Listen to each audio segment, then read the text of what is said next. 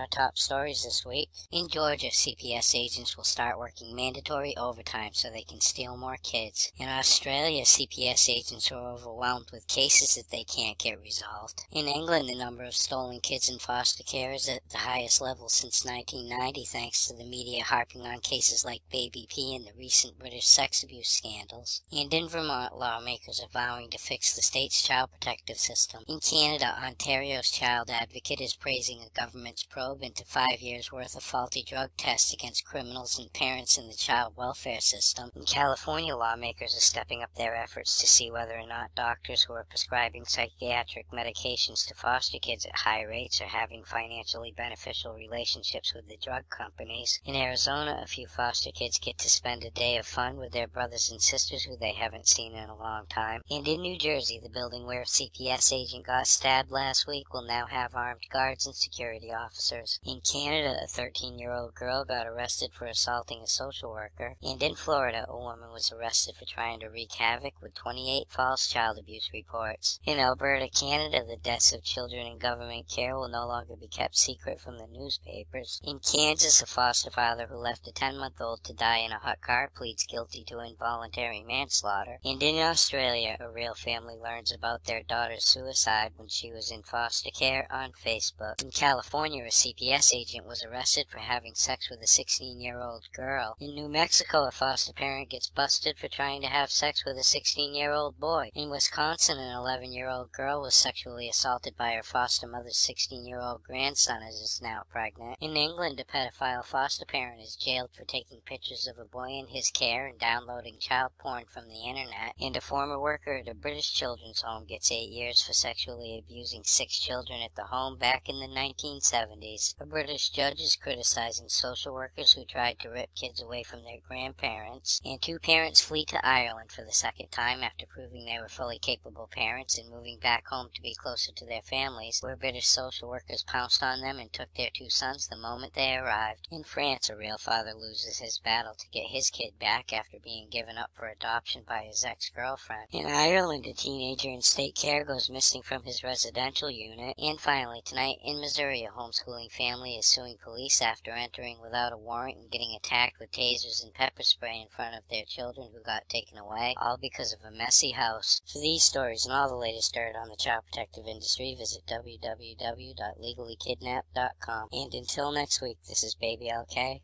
over and out.